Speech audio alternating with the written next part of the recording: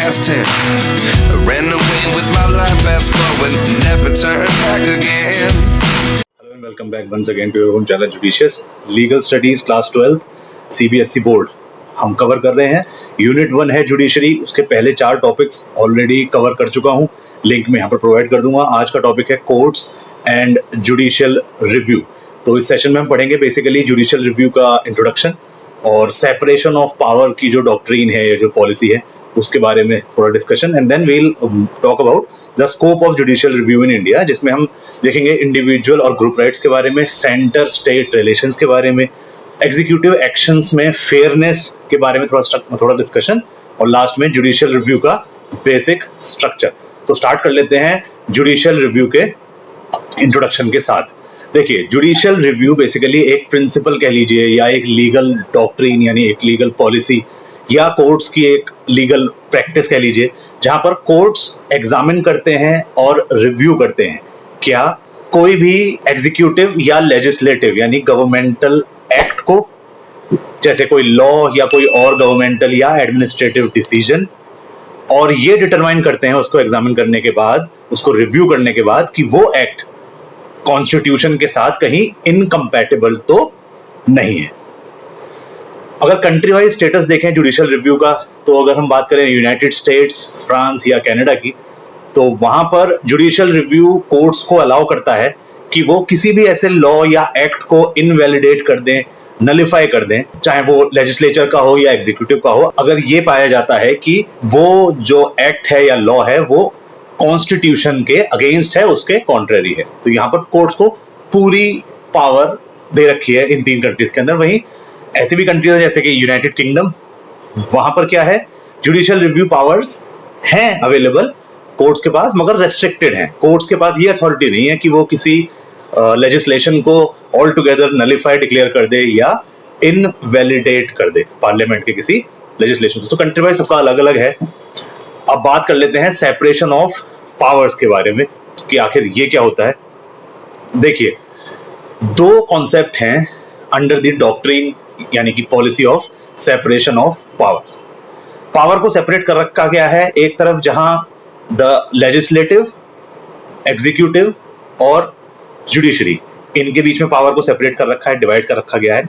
वहीं दूसरी तरफ जो दूसरा कॉन्सेप्ट है सेपरेशन ऑफ पावर का, वो है पावर को सेपरेट कर रखा गया है बिटवीन द फेडरल और सेंटर और स्टेट्स और प्रोविंसेस। दोनों के बारे में थोड़ा थोड़ा डिस्कशन करेंगे। ज्यादातर डेमोक्रेटिक कंट्रीज ने अपने कॉन्स्टिट्यूशन के अंदर सेपरेशन ऑफ पावर्स के कॉन्सेप्ट को पार्शियली या कंप्लीटली अडॉप्ट कर रखा है, और ये पावर उन्होंने डिवाइड करी है हॉरिजॉन्टली, मतलब कि इक्वल डिवीजन ऑफ पावर करा गया है। किन किन के बीच में? Between the 3 branches of government और ऑफ द स्टेट। कौन सी हैं 3 ब्रांचेस? नंबर 1 द लेजिस्लेटिव, जिसके अंदर आते हैं पार्लियामेंट के दोनों हाउसेस यानी कि द लोकसभा और राज्यसभा। सेकंड द एग्जीक्यूटिव, जो सेकंड ब्रांच है, उसके अंदर आते हैं प्रेसिडेंट, प्राइम मिनिस्टर और ब्यूरोक्रेसी। और तीसरा है द जुडिशरी, जिसके अंदर आता है द सुप्रीम कोर्ट। ये जो डॉक्ट्रीन यानी जो पॉलिसी है सेपरेशन ऑफ पावर की, इंश्योर करती है कि ये तीनों ब्रांचेस की अपनी अलग अलग पावर हो और उनके पास अपनी खुद की अलग अलग कुछ रेस्पॉन्सिबिलिटीज भी हों। उसके अलावा कॉन्स्टिट्यूशन कंटिन्यूअसली चेक भी करता रहता है कि कोई एक ब्रांच किसी दूसरी ब्रांच के ऊपर डोमिनेंस ना करे, उसके ऊपर अपनी सुप्रीमेसी ना दिखाए, अपनी पावर का मिसयूज करके। तो इसलिए गवर्नमेंट कॉन्स्टिट्यूशन इन चीजों पर चेक भी कॉन्स्टेंटली रखता है। तो इस तरीके से जब भी कोई एनक्रोचमेंट होता है यानी कि कॉन्फ्लिक्ट होता है पावर्स का इन ब्रांचेस के बीच में, तो हर एक ब्रांच दूसरी ब्रांच के ऊपर चेक लगा सकती है, ताकि ये जो पावर है ये कहीं एक जगह सीमित होकर ना रह जाए, कहीं एक जगह कॉन्सेंट्रेटेड ना हो जाए। पता चला कि लेजिस्लेटिव बाकी दोनों पर हावी हो गया या एग्जीक्यूटिव बाकी दोनों के ऊपर हावी हो गया या जुडिशरी, ऐसा नहीं होना चाहिए। तो इसीलिए ये चेक्स भी यहां पर रहते हैं। सेपरेशन ऑफ पावर के कुछ फायदे भी हैं, जैसे कि it allows for freedom as it avoids concentration of power in one branch. जैसे मैंने कहा, ना एग्जीक्यूटिव के पास सारी पावर रहेगी, ना लेजिस्लेटिव के, ना जुडिशरी के, डिवाइडेड पावर है, तो फ्रीडम मेंटेन करके रखती है। एफिशिएंसी प्रमोट होगी अगर पावर सेपरेटेड रहेंगी तो। और तीसरा, डेमोक्रेटिक डिस्कशन फैसिलिटेट होंगे, एनरिच होंगे, क्योंकि हर ब्रांच दूसरी ब्रांच के ऊपर पावर का चेक रखेगी, तो इसलिए डेमोक्रेसी को भी यहां पर सपोर्ट मिलेगा। नाउ अब जो सेपरेशन ऑफ पावर है, जो दूसरा कॉन्सेप्ट था, पहला तुमने पढ़ लिया एग्जीक्यूटिव, लेजिस्लेटिव, जुडिशरी। अब दूसरा कॉन्सेप्ट क्या है? सेपरेशन ऑफ पावर है फेडरल यानी कि सेंटर और स्टेट्स यानी कि प्रोविंसेस के बीच में भी पावर डिवाइडेड है। जो फेडरल या सेंटर जो है, जो सेंट्रल गवर्नमेंट बोल सकते हैं, वो डिसीजन लेती है उन मैटर्स में जो नेशनल डिफेंस के रिलेटेड हो गए या फॉरेन अफेयर्स जो पूरी कंट्री को इफेक्ट करते हैं, तो वैसे डिसीजन लेती है सेंटर या फेडरल, और स्टेट्स या प्रोविंसेस ये डिसीजन लेते हैं related to the particular state, यानी कि वहां के प्रिजन के ऊपर हो गया या वहां पर जो डायरेक्ट टैक्सेस हैं उनके रिगार्डिंग। इन केस अगर ये जो डिमार्केशन है इसको फॉलो नहीं करा जाता तो उस सिचुएशन में क्या होगा? कोर्ट्स के पास जुडिशियल रिव्यू की पावर है कि वो डिक्लेयर करते हैं ऐसे किसी भी लॉ को, उसको अनकॉन्स्टिट्यूशनल बोल सकते हैं अगर वो लॉ इस डिमार्केशन को, ये जो क्लियर लाइन ऑफ डिफरेंस है, उसको तोड़कर या उसको ना मानकर अगर कोई लॉ बना दिया। फॉर एग्जांपल अगर फेडरल यानी कि सेंटर ने अगर प्रिजन्स या डायरेक्ट टैक्सेस को लेकर रूल बना दिया तो वो अनकॉन्स्टिट्यूशनल माना जाएगा। सिमिलरली अगर स्टेट्स या प्रोविंसेस ने नेशनल डिफेंस या फॉरेन अफेयर्स को के बारे में कोई लॉ बनाया तो उसको भी अनकॉन्स्टिट्यूशनल माना जाएगा। कोर्ट्स के पास ये राइट है। सेकंड पार्ट हमारे डिस्कशन का है scope of judicial review in India. Hindustan के अंदर जुडिशियल रिव्यू का क्या स्कोप है? देखिए, एक तो प्रोटेक्शन ऑफ फंडामेंटल राइट्स, क्योंकि हमारे कॉन्स्टिट्यूशन ने अपने हर एक सिटीजन को फंडामेंटल राइट्स प्रोवाइड करी है, तो उसका प्रोटेक्शन ये एक बहुत बड़ा काम है जो जुडिशियल रिव्यू करता है। दूसरा, जो लेजिस्लेटिव कॉम्पिटेंस के रिलेटेड मैटर्स हैं सेंटर या स्टेट इन दोनों के बीच में, वहां पर भी जुडिशियल रिव्यू काम आता है। और तीसरा, एग्जीक्यूटिव एक्शंस में फेयरनेस यानी कि अनबायसनेस को प्रमोट करने के लिए भी जुडिशियल रिव्यू रहता है। बात करेंगे, स्टार्टिंग करेंगे इंडिविजुअल और ग्रुप राइट्स को लेकर। इंडिविजुअल और ग्रुप राइट्स की अगर बात करें तो हमारे कॉन्स्टिट्यूशन के आर्टिकल 13(2) के अंदर ये मेंशन्ड है कि स्टेट कोई भी ऐसा लॉ नहीं बनाएगा जो फंडामेंटल राइट्स जो सिटीजंस को दे रखे हैं कॉन्स्टिट्यूशन ने, पार्ट 3 के अंदर है हमारे कॉन्स्टिट्यूशन के, वो उन फंडामेंटल राइट्स को रिमूव कर दे या रिड्यूस कर दे। और अगर कोई भी लॉ बनाया गया और जो इन पावर्स को रिड्यूस या रिमूव कर रहा है तो ऐसे लॉ को वॉइड माना जाएगा इस आर्टिकल 13(2) के अकॉर्डिंग। B.R. अम्बेडकर जो कि चेयरमैन थे हमारे कॉन्स्टिट्यूशन की ड्राफ्टिंग कमिटी के, उन्होंने इस प्रोविजन को बोला कि ये प्रोविजन जो फंडामेंटल राइट्स वाला है ये हमारे कॉन्स्टिट्यूशन का हार्ट है, उसका दिल है, उसका क्रक्स कह सकते हैं। अच्छा, उसके अलावा आर्टिकल 32 ने सुप्रीम कोर्ट को ये पावर दे दी कि वो सिटीजन्स की फंडामेंटल राइट्स को एनफोर्स कर सकता है। और यहां पर हर सिटीजन को ये राइट दिया गया है इस आर्टिकल के थ्रू कि वो सुप्रीम कोर्ट में जाकर अपना केस फाइल वहां पर कर सकता है अगर उसकी राइट्स का वायलेशन हो रहा है या उसको अपनी राइट्स अगर एनफोर्स करवानी है तो, जो कि नहीं हो पा रही। नाउ इस आर्टिकल 32 से सुप्रीम कोर्ट के पास अथॉरिटी है कि वो कुछ डायरेक्शंस पास करे या कुछ ऑर्डर पास करे या कुछ रिट्स यानी कि रिटन ऑर्डर्स पास करे जो कि फंडामेंटल राइट्स से रिलेटेड हैं। किस नेचर के हैं वो देखते हैं। सबसे पहला है हेबियस कॉर्पस। इसका मतलब होता है किसी ऐसे पर्सन का रिलीज ऑर्डर कर देना जिसको कि गलत तरीके से डिटेन करके रखा हो गया है, तो ये होता है habeas corpus. Next is mandamus, यानी कि किसी पब्लिक अथॉरिटी को अपना काम करने के लिए ऑर्डर देना।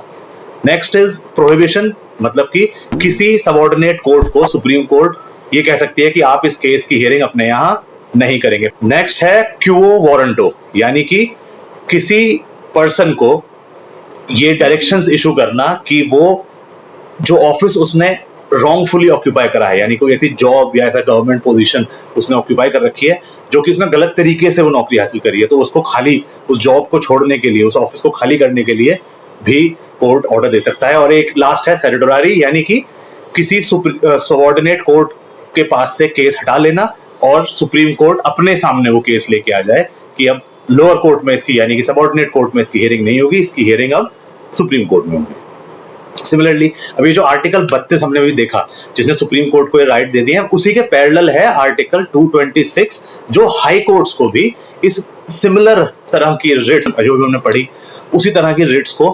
अलाउ करता है आर्टिकल 226 हाई कोर्ट के अंदर for the purpose of enforcement of fundamental rights.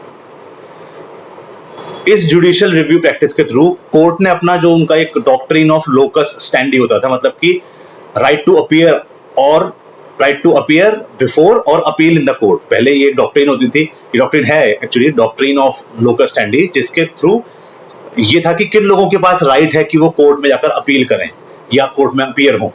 तो इस जुडिशियल रिव्यू प्रैक्टिस के थ्रू इस डॉक्ट्रिन ऑफ लोकस स्टैंडी को ईज अप कर दिया, यानी कि कोई थर्ड पर्सन भी किसी ऐसे पर्सन के बिहाफ पर कोर्ट में अपीयर केस फाइल कर सकता है जो पर्सन खुद जिसकी फंडामेंटल राइट्स वायलेट हुई हैं गरीबी की वजह से या सोशल या इकोनॉमिक डिसेबिलिटी की वजह से, वो बंदा खुद कोर्ट में केस फाइल नहीं कर सकता, तो कोई थर्ड पर्सन भी उसके बिहाफ पर ये केस फाइल कर सकता है और ये फंडामेंटल राइट्स में को उसकी इंप्लीमेंट करवा सकता है।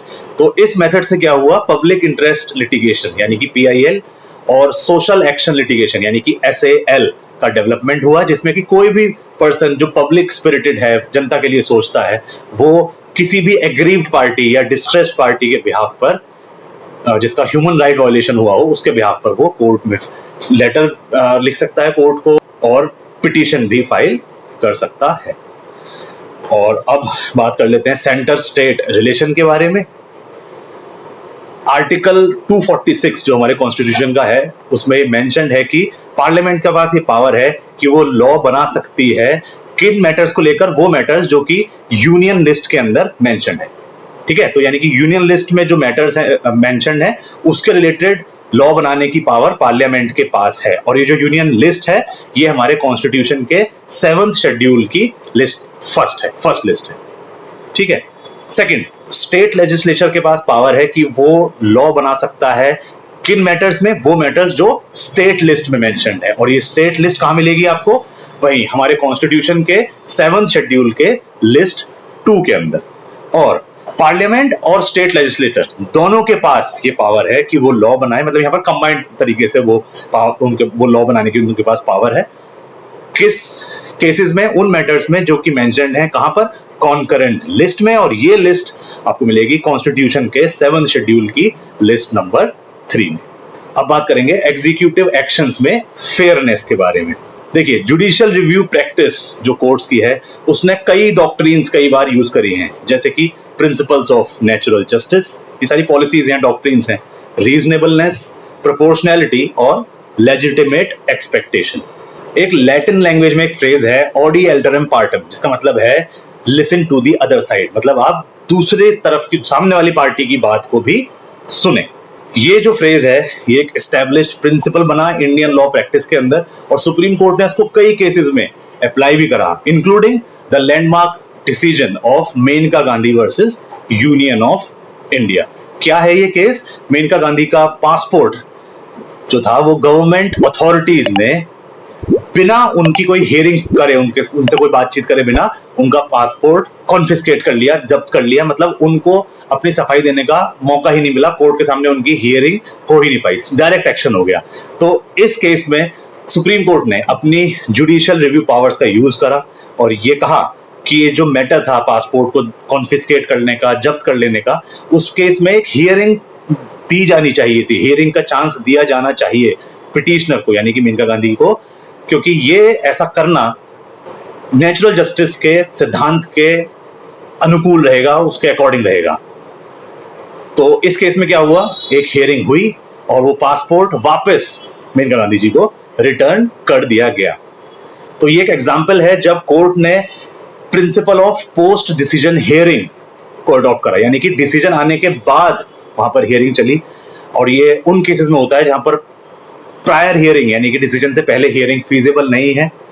ठीक है, और ये कोर्ट ने यहां पर माना कि किसी भी पार्टी को, पिटिशनर को हियरिंग का चांस बिल्कुल मिलना चाहिए।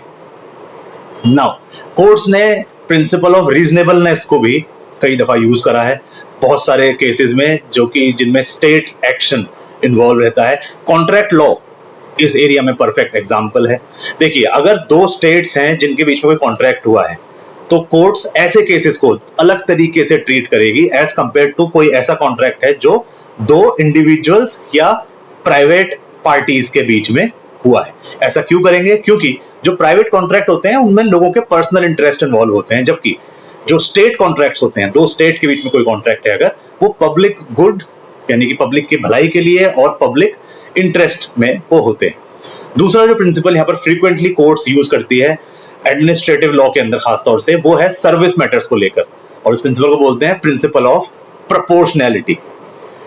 फॉर एग्जाम्पल, सुप्रीम कोर्ट ने एक केस में ये माना कि जो पेनल्टी या पनिशमेंट दी जाती है कोर्ट मार्शल के दौरान आर्मी पर्सन्स को, वो जो पेनल्टी है या जो पनिशमेंट है वो उनके ऑफेंस के साथ डिसप्रपोर्शनेट नहीं होनी चाहिए। मतलब कि जिस मैग्नीट्यूड का ऑफेंस है उस मैग्नीट्यूड के ही अकॉर्डिंग पेनल्टी दी जाएगी। अगर ज्यादा बड़ा ऑफेंस है तो ज्यादा पेनल्टी लगेगी, अगर किसी कम मैग्नीट्यूड का ऑफेंस है तो पेनल्टी कम इंपोज करी जाएगी। ये है प्रिंसिपल ऑफ प्रोपोर्शनैलिटी।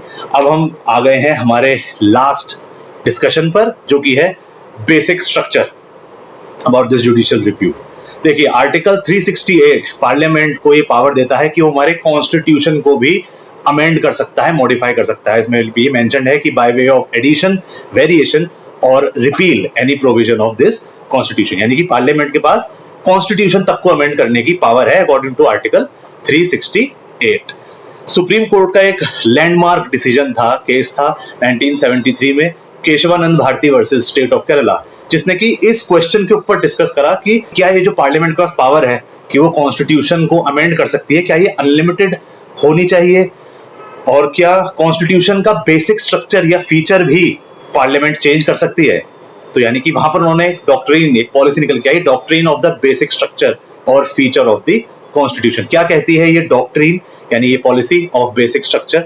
इसने ये बोला कि कॉन्स्टिट्यूशनल अमेंडमेंट अगर कोई ऐसा हो रहा है जो कॉन्स्टिट्यूशन के बेस यानी कि उसके बेसिक्स को, यानी उसके एसेंशियल फीचर्स को, जैसे कि सेक्युलरिज्म, डेमोक्रेसी या फेडरलिज्म, अगर वो इसको खराब कर रहा है, कोई ऐसा डिसीजन है, तो इस सिचुएशन में ऐसा कोई भी जो अमेंडमेंट होगा वो अनकॉन्स्टिट्यूशनल डिक्लेयर कर दिया जाएगा। So that is it for this session. Thank you so much for listening to me patiently. Till the time we meet next, it's me Amit Sharma signing off. Bye bye and take care. Thank you so much.